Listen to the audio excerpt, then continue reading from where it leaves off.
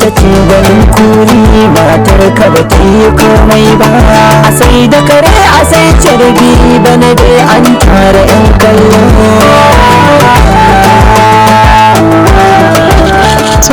Ka gaida gida. Salamu alaikum. Alaikum salam. Ka gaishe da su ka ce yana gaishe su. Marjatu wannan fa. Dan uwana ne. Su tsaya. Da soya tun lokacin da muka yi aure ba taɓa ganin sa ba duk a cikin family ki ba wanda ban sani ba. Ta da yake ce min wannan garin dan uwanki ne. Sabida Allah. Ni ba ban taɓa ganin sa ba gaishe ba sai mun gaishe a cikin yana ke min dan uwanki ne sabida Allah. Ban gane kake min wannan tambayar. To menene nufin ka? Dan uwana ne, wannan dina ne, cousin dina ne. Me nufin ka? Me manufar ka? To ni abin da ya bani mamaki. Duk lokacin da muka yi auren ki har yanzu a ce ban san dan uwan duk ƴan uwanki ba wanda ban sani ba amma ni wannan ban taɓa ganin shi ba ko a cikin zuriya. To sai in tambaye ka, menene nufin ka? Menene manufar ka akan sa? Ita kawai nake so ka gaya mun menene nufin ka? Menene manufar ka? Adama na yadda. Shikenan ni da gidana a ce in wani ba su ringa zuwa ba shikenan sai an wani ana faman challenging dina akan nayi baki. Ikon Allah. Har yanzu gidana ne. Ya taɓa gidana kai ma ka sani. Mijinta ce gwanin kuri matar ka ba ta yi komai ba. A sai da kare a sai carbi bana dai an tara 'yan kallo.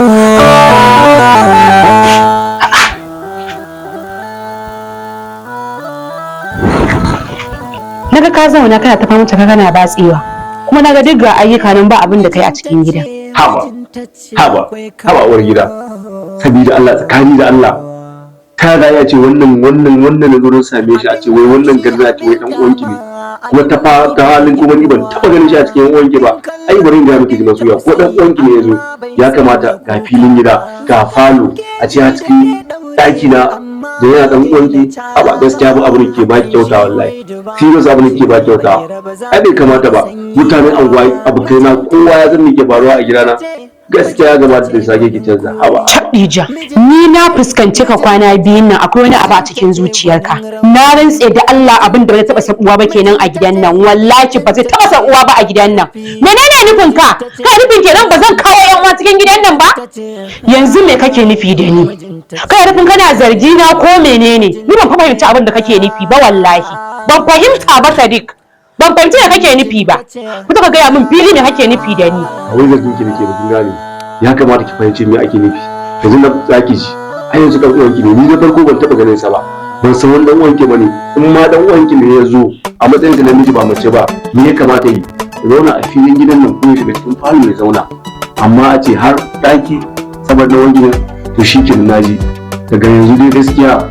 gaskiya kan kowa ya kai in sake zuwa samu wani namiji a gidan oke kawai wanda ya ƙara zuwa ka yanke min alaƙa tare da yan uwana a wani yanke miki alaƙa me to nufin ka haka ne nufin ka mana ka yanke min alaƙa da yan uwana to shikenan tunda haka ne zan tattaro kaya na nan ya in ban maka gidan sai ka zauna ka kaɗai a cikin gidan gaba ɗaya a'a ba wani magana in tsaya haba wasu ya to shikenan ba damuwa karki damu mun ba na son ba ci ranki duk wanda bai zuba ta miki da ana ba na so to shikenan na amince duk wanda ma zai zo yanzu kowa ya zo ba wani program ya miki ba damuwa kowa ya zo ba wani program abin haushi abin kyama abin da yi da kowa ba abin kallo abin tausayi amma bai sanya kuka ba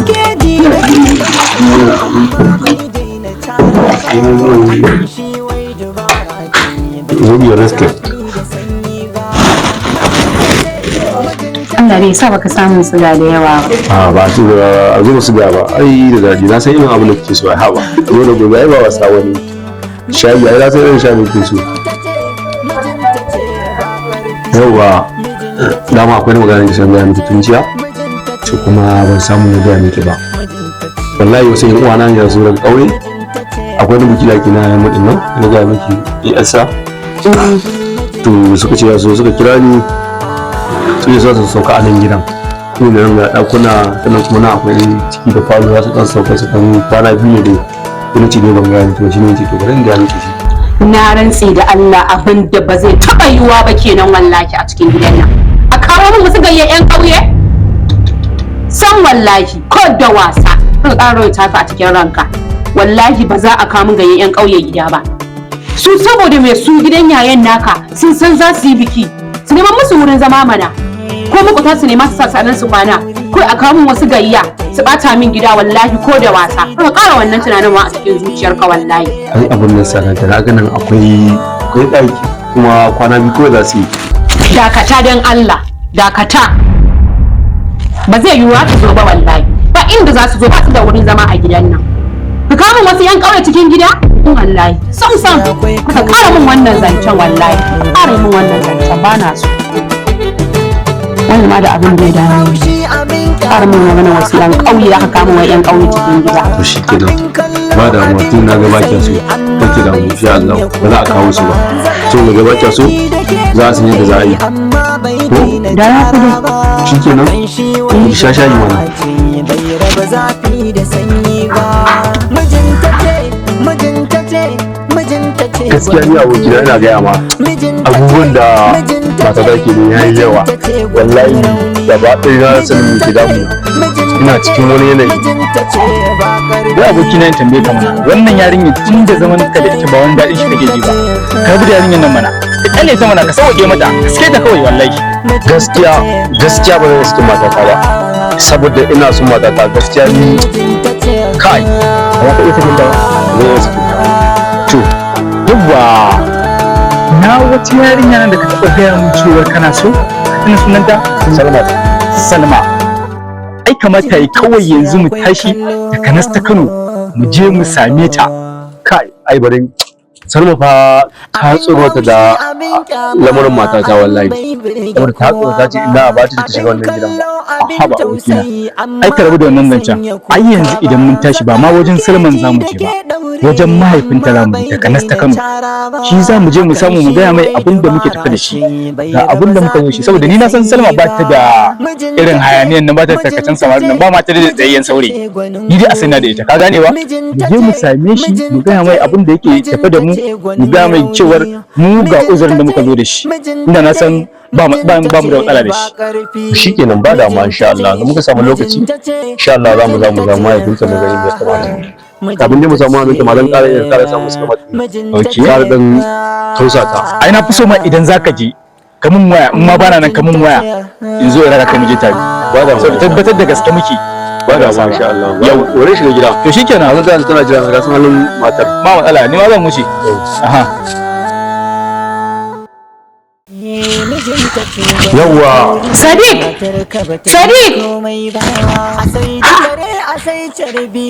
wai tsaya in tambaye ka ko ne biyun nan sai in ga idan an kira ka kayi kana kokarin zaka daga waya a cikin gidan nan ba wane ne yake kiran ka a waya wallahi wani abokina ne yake kira na wai za mu je anguwa wai mu da mu ga mita ko skara a kawo ubangiji da zo shi ne za mu je mu dan sassa a shago kayan mai gidanka mai gidan naka ne yake kiran ka amma ba za ka iya daga waya a cikin gidan nan ba sai ka fita waje sannan za ka daga wayar na rantse da Allah da Annabi kar ka bari zargi na ya tabbata a cikin zuciyata dama ana gaya mun a unguwan nan an ce ana ganin ka da yan mata kar ka bari zargi na ya tabbata wa wallahi tallahi ƙarya ne ni haba masoya duk wanda ya ce miki ƙarya ne ba ni bane sai dai akwai wasu masu kawa da ni shi da aka gani amma ni ba ni bane wallahi haba yanzu ga ni kaki na aje gidan nan haba wallahi tallahi ni ba ni bane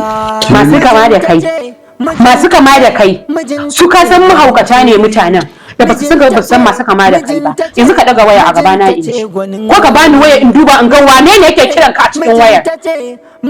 suka goge mun cewa bukatun da nake a cikin zuciyata na rantse da Allah Sadiq ka bari zargi na ya tabbata cewa kana kula yan mata wallahi karan mu da kai ba zai kyau ba kai ma ka sani na rantse da girman Allah kar ka bari zargi na ya tabbata kar ka bari zargi na ya tabbata a kanka haba